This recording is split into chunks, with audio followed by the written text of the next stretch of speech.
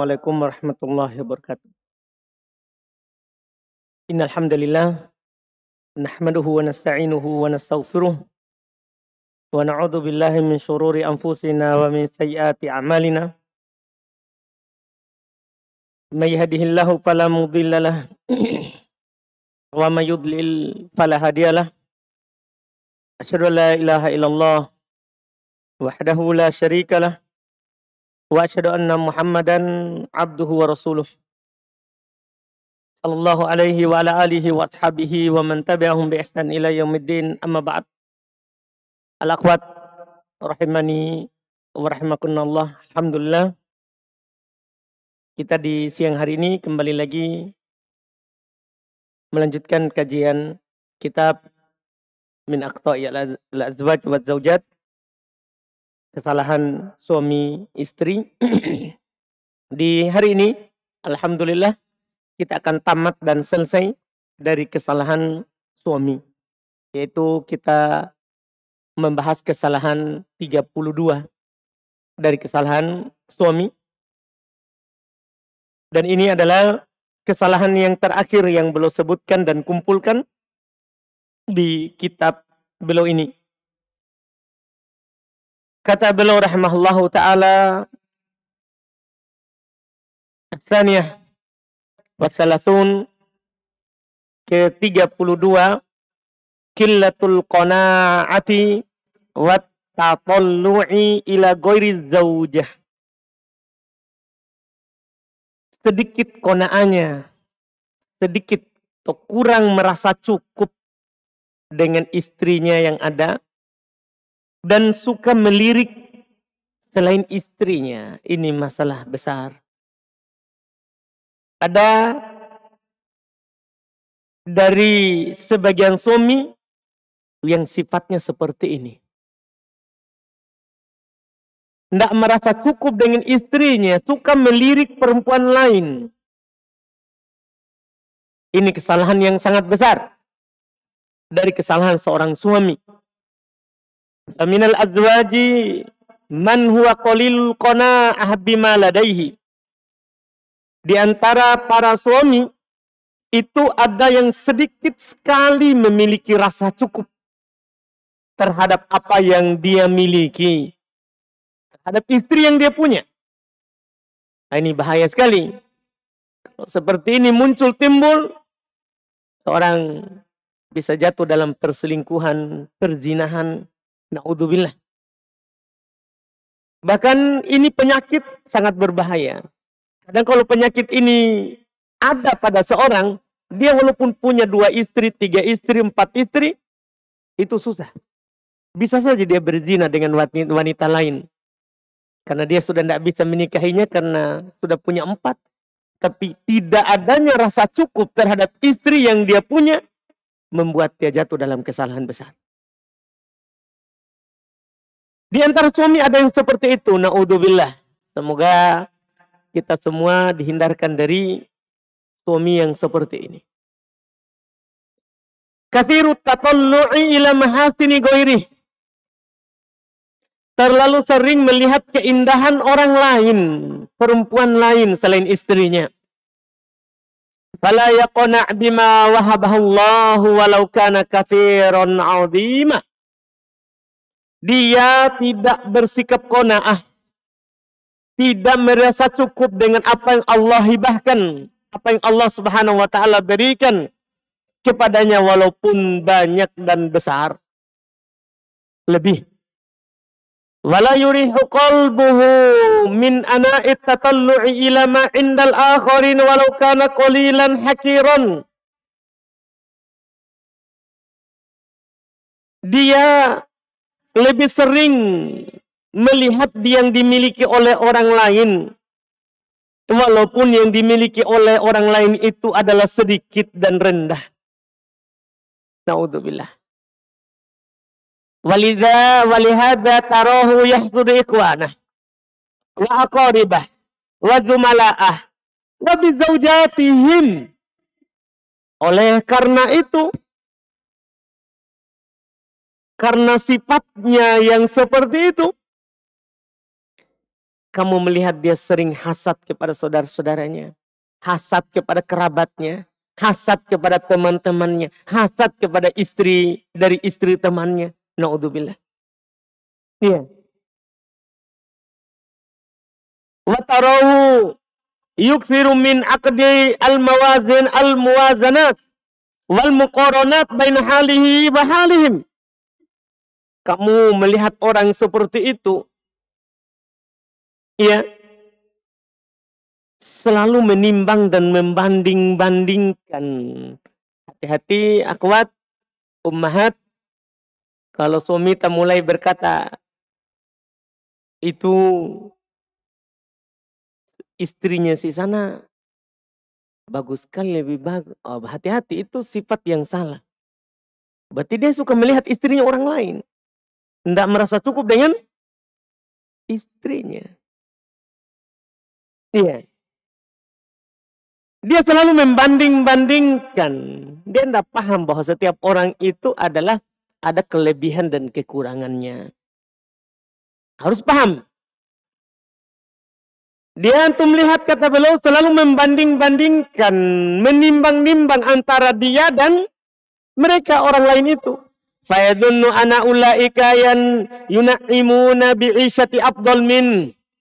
Sehingga dia mengira, dia menyangka sangkaannya bahwa mereka itu lebih bagus hidupnya daripada dia. Wa anna lada zaujatihim ma laysa inda zaujatihi. Dan dia akan berpikir bahwa istri mereka itu lebih bagus daripada istrinya. Na'udzubillah. Ma'annal amar qad yakunu bi'aksi dzalika tamama. Padahal perkaranya terkadang kenyataannya terbalik 100% tentunya. Ya, dari yang dia kirakan. Iya, karena kan juga pasti orang lain itu menampakkan yang paling bagus. Sebagian orang, ada temannya punya istri, melihat, istrinya lebih bagus daripada istri. Apalagi sudah dia punya 2, punya 3, pasti dia akan menampakkan yang terbaik di hadapan temannya. Apalagi yang punya niat yang bagus, yang salah dalam berpoligami untuk berbangga kepada temannya. Itu bahaya. Sehingga dia melihat, Masya Allah, indahnya, bagusnya. Hati-hati, itu luar, bisa saja kita lebih bagus daripada dia. Cuman begitulah kita. Orang lain lebih bagus daripada yang kita punya. Kenapa bisa begitu? Kurangnya merasa cukup. Ini penyakit besar ini. Ini kesalahan besar. Kurangnya rasa cukup terhadap apa yang kita punya. Iya. Wa min hadzal qabil tatalla az-zawj ila ghairi zawjatihi. Fa idza ra'a imra'atan atba'aha basaruhu wa rubbama ma'ala ilahi biqalbihi na'udzubillah. Dari sinilah mulailah seorang suami itu melirik selain istrinya. Kalau dia melihat seorang perempuan, dia pandang terus, dia mengikutinya, dan kadang hatinya condong kepadanya, na'udzubillah. Makanya kadang kita mendengar ada orang selingkuh dengan istri orang lain. Ada orang selingkuh dengan perempuan lain. Padahal dia punya istri. Tapi dia selingkuh. Kenapa itu? Penyakit besarnya adalah ada qanaah. Tidak merasa cukup dengan yang dia punya. Dan melirik perempuan lain. Selalu akhwat lain lebih cantik, lebih taat, lebih patuh. Apalagi kalau istrinya di rumah, kalau berkata seperti marah-marah terus. Dapat akhwat, WA selalu manis-manis. Telepon selalu manis-manis, teman curhat. Na'udzubillah. Sehingga istrinya di rumah penjahat. Dia tidak sadar kalau itu adalah setan. Ya, belum tentu nanti kalau dia menikah dengan akhwat itu bisa ya, berbuat seperti yang dilakukan oleh istrinya. Nah, ini masalah. Atara hadzal rajul yanzur ilaihinna bi'ainil i'jab. Thumma yurji'u basarahu ila zawjatihi. Fayurmiquha bi'alhadil izdira'i. Na'udzubillah. Kamu melihat orang yang seperti itu. Jika melihat ya kepada seorang perempuan, maka kamu melihat dia ya. Sebelum itu yang di atas dulu. Wa aqbaha ma fi dzalik. Dan lebih buruk daripada itu, bukan tadi kan hanya sekedar lihat, ikuti, condong hatinya. Tapi wa aqbaha ma fi dzalik, lebih buruk daripada itu kata beliau adalah, lebih buruk daripada itu adalah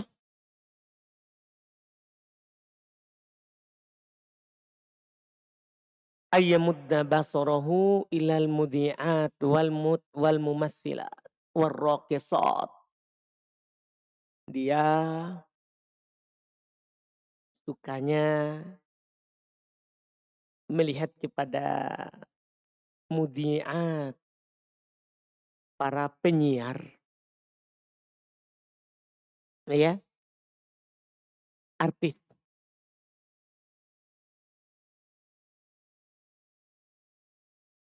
Al-mumassilat, yang penari-penari yang menggunakan rias berlebihan, warraqisat, perempuan-perempuan yang ya, naudzubillah, penari, naudzubillah, mimma yad'na minal masahiq, dari penari-penari yang menggunakan make-up tebal, wa mawadit tajmil ma lawudi ala adam min nisa la rubbama asbahat kal qamar, yang kalau saja katanya periasnya itu, make up-nya diletakkan kepada perempuan yang paling buruk mukanya sekalipun akan membuatnya seperti bulan purnama. Tapi itu tadi, kalau dihapus itu make up-nya jelek. Cuman dia sukanya melihat orang seperti itu, naudzubillah. Fatara hadza rajul yanzur ilaihinna bi'ainil ijab. Naudzubillah. Kamu melihat orang yang seperti ini, laki-laki yang seperti ini, dia memandangi mereka dengan pandangan terkagum-kagum. Masya cantiknya. Iya. Tsumma yurji'u basarahu ila zaujati. Setelah memandang itu, perempuan tadi, dikembalikan pandangannya ke istrinya. Dia mau banding-bandingkan. Lihat artis, lihat lagi apa? Istrinya. Maka apa yang terjadi? Fayurmikuha bi'alhadil izdira. Sehingga ia pun memandang istrinya dengan pandangan yang meremehkan. Naudzubillah. Pandangan yang meremehkan. Iya. Wala rubbama qadahu dzalika ila zuhud bi zaujatihi. Terkadang hal yang seperti itu akan mendorongnya untuk tidak perhatian terhadap istrinya. Gara-gara melirik perempuan lebih cantik. Dia tidak paham ya. Sekali lagi dia tidak paham. Nah kalau perempuan itu, kalau keluar dari rumahnya pasti akan dihiasi oleh setan. Kalau istri kita tidak dihiasi oleh setan, kenapa? Ya itu mahram kita. Kita memandangnya ibadah. Senang kepadanya ibadah. Sementara istri orang lain, atau perempuan yang belum beristri, belum bersuami, dari para gadis atau para janda, syaitan akan menghiasnya. Karena dia sadar, syaitan sadar bahwa dosa kalau dilihat terus. Nah, itu membuat nanti dia merendahkan, mulai dia tidak perhatian dengan istrinya. Walarubbama in jarra bihil amr ilal khiyanah na'udzubillah. Terkadang menyeretnya untuk berbuat khianat, tidak setia, yang kita ambil di pekan lalu. Kadang seorang yang seperti ini membuatnya nanti tidak setia terhadap istrinya. Khianat terhadap istrinya. Ya, mulai dia bersembunyi. Tadinya WA biasa, HP disimpan sembarang. Mulai dia HP-nya disembunyikan. Mulai dia berkhianat terhadap pasangannya. Iya, mulai. Nah, itu masalah. Wal khiyanatu tunaqqisul hayat zaujiyah. Harus kita perhatikan baik-baik. Khianat itu ya akan membuat kehidupan suami istri itu menjadi susah. Susah, kita sendiri akan menderita. Kalau kita berkhianat. Tidak tenang kehidupan kita. Tidur tidak tenang. Bekerja tidak tenang. Ibadah tidak tenang. Kita mau sholat sunnah di rumah. Tapi karena kita ada khianat. Selalu was-was, selalu khawatir. Jangan-jangan. Nah, lihat nanti WA-nya. Oh, itu bahaya. Apalagi sekarang begitu. Iya. Muncul yang seperti itu. Na'udzubillah. Iya. Itu adalah hal yang kata beliau tufkidu thiqatal mar'a bi zawjiha. Akan menghilangkan kepercayaan seorang istri terhadap suaminya. Al mar'atu jubilat ala karahati khiyanati zaujah. Masya Allah, ini yang harus kita pahami sebagai suami. Seorang perempuan itu memang dia diciptakan memiliki rasa benci terhadap pengkhianatan sang suami. Makanya susah sekali itu istri ketika ada suaminya selingkuh untuk mendapatkan maaf begitu. Karena memang mereka diciptakan bahwa dia benci terhadap pengkhianatan. Benci. Iya. Ada beberapa kasus yang kita dapat begitu. Seorang khianati istrinya dari masa usia pernikahan muda, tapi itu berlanjut sampai meninggal. Kenapa? Karena memang perempuan begitu. Dia diciptakan, dia tidak suka dikhianati. Itu harus dipahami oleh suami. Dia tidak suka dikhianati. Iya.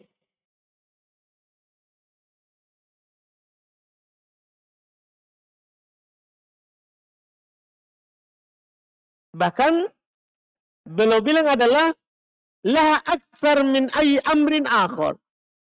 Bahkan itu lebih banyak, lebih besar ketidaksukaannya daripada perkara-perkara yang lain.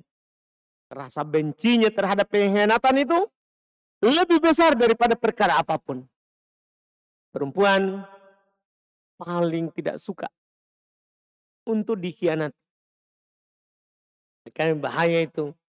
Orang yang sikapnya sembunyi-sembunyi. Ya. Sembunyi-sembunyi menikah. Oh, itu hati-hati kalau istrinya mengetahui. Apalagi sembunyi-sembunyi berselingkuh. Itu bahaya. Naudzubillah sudah dosa. Dan itu akan melahirkan kebencian, ketidaksenangan nanti dari istrinya. Kaif wa qad badalat lahu sihhatuha wa hubbuha wa syababiha. Bagaimana tidak, kata beliau, karena sebenarnya istri itu telah memberikan seluruh sehatnya untuk suaminya. Bayangkan, gara-gara kita dia hamil 9 bulan, dia bertahan di atas keadaan seperti itu. Ngidam, mengandung, melahirkan. Setelah itu dia susui anaknya. Gara-gara kita. Dia telah mengorbankan sehatnya, cintanya, dan masa mudanya. Kenapa dia lakukan itu? Ya, itu untuk pasangannya. Tiba-tiba pasangannya apa? Khianat. Tidak merasa cukup dengan yang dia punya. Naudzubillah. Iya. Ini nanti yang menyebabkan hadza wa inna min aksari asbabi tatallu' ila nisa'il ukhrayat wa kathratul ikhtilat wa tabarruj. Iya. Di antara sebab yang banyak membuat seorang suami suka melihat wanita lain adalah karena banyaknya ikhtilat dan tabarruj. Berhias untuk selain pasangannya.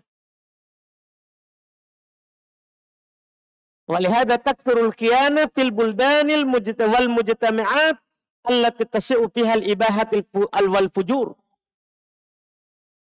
Oleh karena itu, kata beliau, banyak itu khianat terhadap pasangannya pada negeri-negeri yang memang membolehkan hal-hal yang keji. Watakillu fid dual, dan akan kurang dan sedikit pada negeri wal mujtama'at, dan masyarakat yang allati tar'al husma wal haya, yang selalu menjaga kesopanan dan rasa malu. Ini naudzubillah. Dan apa jalan keluarnya? Karena sudah menjadi kebiasaan Syekh ketika menyebutkan penyakit dan kesalahan, beliau sebutkan jalan keluar. Apa jalan keluarnya bagi seorang suami yang punya penyakit ini? Atau bagi yang tidak kena penyakit ini, apa yang harus dia pupuk dalam dirinya supaya tidak jatuh dalam masalah ini? Karena ini perkara besar. Beliau sebutkan famimma yu'inu ala ilaji tilka dhahirah ma yali. Di antara yang bisa menjadi penolong untuk mengobati kesalahan yang nyata ini, apa yang berikut ini? Pertama, taqwallahi azza wa jal wastish'aru tilaih. Pertama, seorang suami harus punya rasa takwa kepada Allah dan selalu senantiasa merasa diawasi oleh Allah. Seorang suami harus punya takwa kepada Allah. Oleh karena itu, akhwat, ummahat, jika ingin suaminya bagus, baik, merasa cukup dengan apa yang dia punya, ajak dia belajar. Karena dengan belajar akan tumbuh takwa. Ketika seorang itu bertakwa kepada Allah, dia punya ilmu tentang Allah, maka dia akan merasa nanti selalu diawasi. Sehingga tertahan dari hal-hal yang seperti itu. Mau melirik perempuan lain, oh ini salah. Ini dosa. Ketika dia mau melihat perempuan lain, dia merasa bahwa Allah melihatnya. Allah mengawasi saya. Itu semua tidak bisa didapatkan, tidak bisa ditimbulkan dengan istri menakuti suaminya atau menjelaskan bahwa tidak merasa cukup dengan yang kamu punya itu adalah kesalahan. Bukan, tidak bisa. Ini harus kita ajak suami kita untuk belajar. Bagi akhwat yang belum menikah, kita harus cari suami yang punya ilmu. Orang yang bagus agamanya. Yang bagus agamanya. Semangat untuk belajar. Semangat untuk belajar. Iya. Yang kedua, beliau sebutkan Ghabdul Basar. Kita bisa lepas dari penyakit yang mematikan ini dengan cara menundukkan pandangan. Dengan cara menundukkan pandangan. Iya.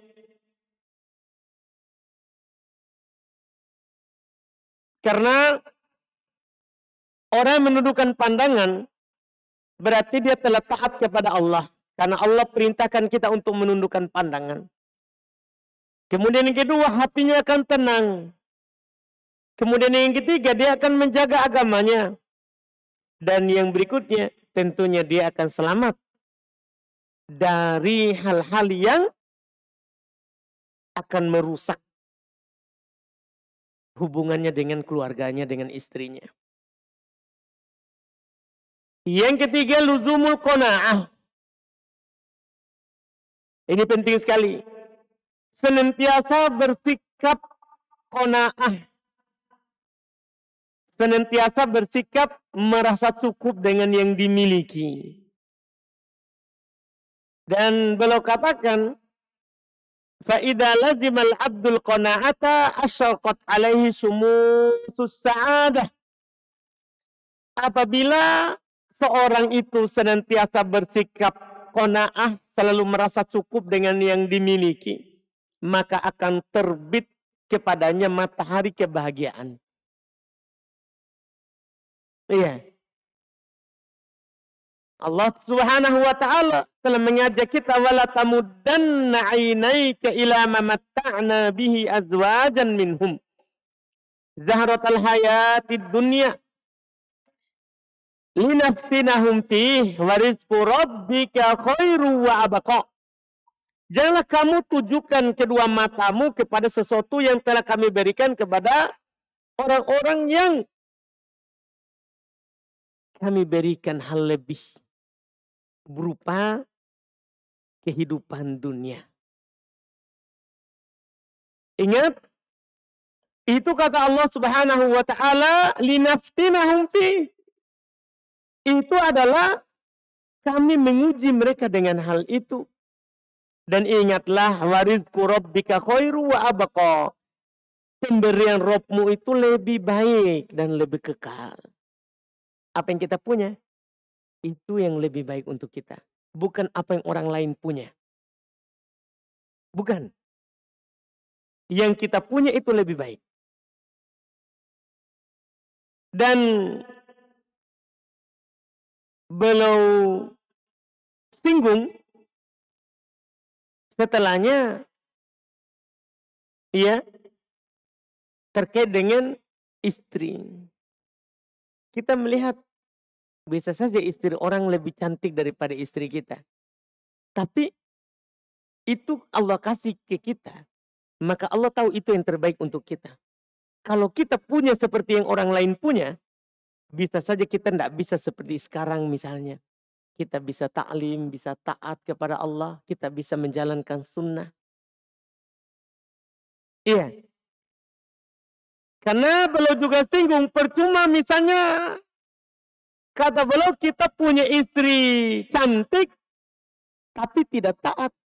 Akhlaknya tidak bagus. Tapi kita punya istri sekarang yang menurut kita tidak terlalu cantik seperti orang lain. Tapi dia taat. Mana yang lebih baik? Makanya di dal, ya, di antara hal yang membantu seorang itu untuk merasa cukup dengan yang dia punya, an-nadhar ila man huwa adana fi umurid dunya wa ila man huwa a'la fi umurid din. Seorang itu melihat kepada yang lebih rendah dalam perkara dunia. Akan tetap kalau dalam perkara akhirat, perkara agama, harus kita melihat yang lebih tinggi. Fahadha wal mi'yarul hakiki, kata beliau. Inilah timbangan yang sebenarnya. Kalau kita mau melihat orang punya dunia, jangan melihat ke atas. Kita harus melihat ke bawah. Kita punya apa? Kalau kita punya sepeda, jangan melihat kepada orang yang punya motor. Lihat orang yang bisa jalan kaki. Kalau kita punya motor, jangan melihat orang yang punya mobil. Lihat orang yang hanya punya sepeda. Kalau kita punya mobil yang menurut kita kurang bagus, lihat kepada orang yang tidak punya mobil sama sekali. Kalau kita punya istri yang menurut kita tidak terlalu cantik dibandingkan dengan istrinya orang, lihat ada orang punya istri lebih jelek daripada kita. Harus perhatikan seperti itu. Ini perkara dunia. Istri itu dunia. Istri itu dunia. Beda kalau perkara agama. Kita harus melihat yang lebih. Kalau kita punya istri belum bisa pakai cadar, kita harus berlomba-lomba. Bagaimana caranya supaya istri kita bisa pakai cadar seperti orang lain. Begitu. Harus yang tinggi kalau perkara agama. Tidak boleh melihat yang rendah. Nah, ini Masya Allah. Ini nanti takuduhu ila syukrihi wa itari mahabbihi. Ini nanti akan mendorong seorang itu ya di dalam hal selalu mensyukuri nikmat Allah. Ketika seorang itu melihat ke bawah, alhamdulillah. Syukur dia punya suami, punya istri. Syukur. Di sana masih banyak orang mau menikah tapi belum bisa dan belum mampu. Iya, dia harus lihat ke bawah. Dan itu akan mendorong dia lebih cinta terhadap apa yang Allah beri kepadanya. Nah, ini yang bisa dia lakukan. Yang berikutnya adalah beliau katakan ini yang perlu dilakukan bagi orang yang tertipu dengan perempuan lain dan terfitnah dengan istrinya orang ataupun anaknya orang. Al-fahmu sahih li ma'nal jamal. Seorang harus memahami dengan benar makna cantik itu. Iya. Orang harus paham benar itu makna cantik. Karena banyak orang nggak paham cantik itu dengan makna yang benar. Beliau ingatkan, fal jamalu awalan la yuhaqqiqu sa'adata wahdah. Ini pertama sekali harus kita pahami. Hanya sekedar cantik itu perlu diketahui dia tidak bisa mewujudkan kebahagiaan semata. Yaitu sekedar cantik pasti bahagia. Kalau saya punya istri cantik saya pasti bahagia. Belum tentu. Karena kebahagiaan itu tidak bisa hanya disebabkan oleh kecantikan saja. Tanpa ada hal lain. Beliau bilang ya. Beliau katakan. Fahab. Annaka tazawwajta malikatu jamalil kaun. Subhanallah. Anggaplah. Kamu sekarang menikah dengan ratu kecantikan alam ini. Apa itu kita bilang ya? Malikatul kaun apa itu? Yang orang kalau adakan kecantikan di dunia. Waduh, saya tidak sebut, bisa sebut namanya itu. Miss, apa? Miss University. Wah, Masya Allah. Mantap dong. Iya. Anggaplah kita menikahi itu orang itu. Pokoknya tercantik sedunia yang kita punya. Bukan se-Indonesia. Kita menikahi orang tercantik sedunia. Tapi kata beliau, beliau contohkan ini saja. Walaisa bainaka wa bainaha tafahum wa mawaddah wa rahmah. Tapi tidak ada antara kamu dan orang cantik tadi itu yang kamu nikahi tidak ada perasaan tafahum, saling memahami, saling pengertian. Mawaddah, tidak ada rasa cinta. Warohmah, tidak ada saling sayang. Famadha anta mustafid min hadzal jamal? Itu pertanyaan dari beliau. Apa yang kamu ambil faedahnya dari kecantikan itu? Gimana caranya? Iya kan? Apa faedahnya cantik, tapi tidak saling mencintai? Tidak saling menyayangi? Kan begitu? Apa faedahnya cantik, tapi tidak pernah saling memahami? Tidak ada pengertian. Akan sempit dada kita. Iya kan? Tidak ada hubungan yang bagus kalau tidak ada saling mencintai. Tidak ada hubungan yang baik kalau tidak ada saling memahami. Percuma cantik. Percuma cantik. Apa yang bisa kita dapatkan? Ini ucapan setelahnya sangat keras ya. Inna kubha akhlaqiha wasu'a tara'iqaha sayaj'aluha fi nadhiraik kal kirat mamah. Na'udzubillah. Sesungguhnya buruknya akhlaknya, buruknya tingkah lakunya,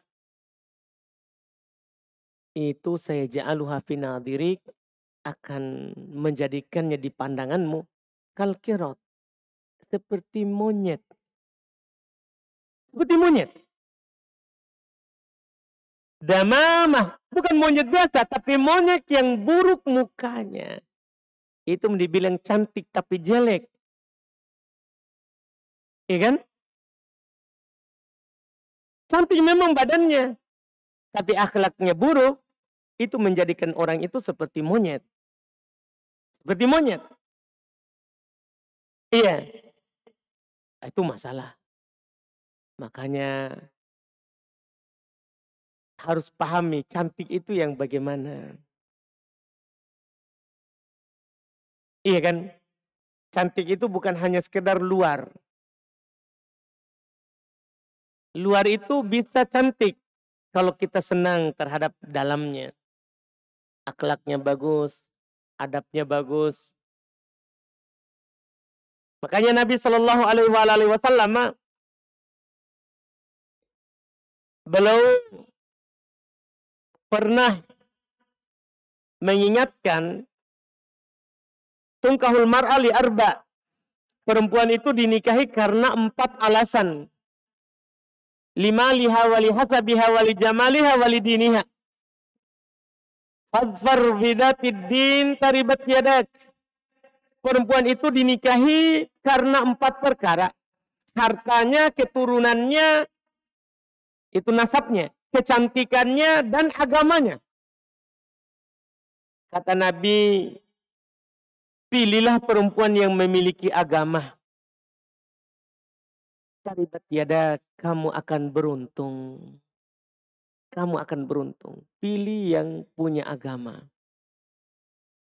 Iya. Jangan sampai kita cari perempuan, kenapa kamu nikahi? Kaya. Kenapa kamu nikahi? Cantik. Iya. Harus karena agamanya. Perempuan di masa lalu, di masa Nabi SAW, para sahabat, mereka bahagia karena mereka memilih agama. Mereka memilih agama. Ini yang harus kita pahami. Kemudian ini hal ya yang bisa seorang terhindar dari penyakit ini. Hal berikutnya an-nadhar fil awaqib. Seorang kalau memilih penyakit yang tidak selalu merasa cukup dengan apa yang dia miliki, untuk menghindar dari adalah harus dia melihat kepada akibat dari perbuatannya itu. Harus dia pikirkan. Kalau dia suka melihat perempuan, tidak merasa cukup dengan istri yang dia punya, harus dia pikirkan akibatnya. Itu kan Allah haramkan. Itu akan merusak agamanya. Dan akan membuat kepribadiannya hilang. Kepribadiannya yang mulia. Dan juga yurithul ham wal gham. Akan melahirkan sedih. Gundah gulana. Karena dia selalu sedih. Wah, kenapa istriku tidak seperti itu? Cantiknya. Gundah gulana. Na'udzubillah. Maka harus dia perhatikan akibat dari perbuatannya itu. Jangan sampai ya gara-gara perkara yang seperti itu dia mengorbankan banyak hal. Istri tidak baik hubungannya dengan dia. Ditambah lagi kalau dia sudah punya anak keturunan. Gara-gara itu anak-anaknya jadi telantar. Iya.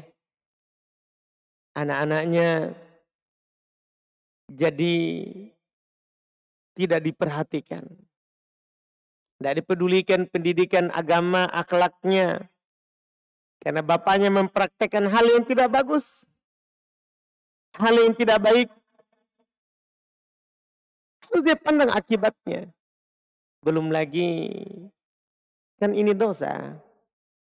Akan mendatangkan kemurkaan dari Allah Subhanahu wa ta'ala. Ini harus kita pahami. Ini beberapa hal yang perlu ingatkan supaya kita terhindar dari yang namanya penyakit. Tidak merasa cukup dengan yang kita punya.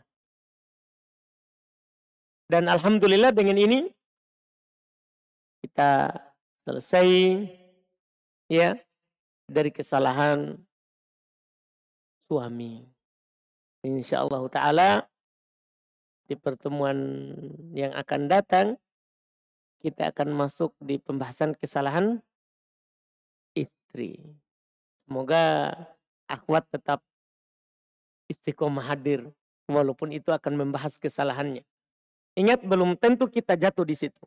Dan kalaupun kita jatuh, kita bisa tahu bagaimana jalan keluarnya untuk memperbaikinya. Karena kesalahan kita pelajari bukan untuk jatuh dalam kesalahan, tapi supaya kita terhindar dari kesalahan yang kita jatuh di dalamnya.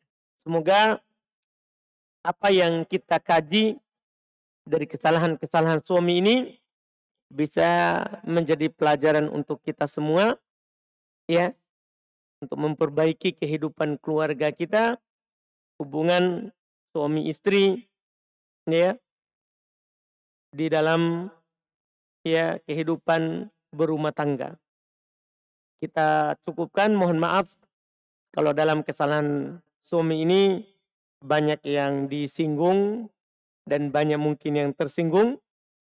Iya, tapi itu adalah hal yang butuh kita sampaikan supaya diketahui kesalahannya dan bisa mendapatkan jalan keluar jika kita jatuh dalam kesalahan tersebut.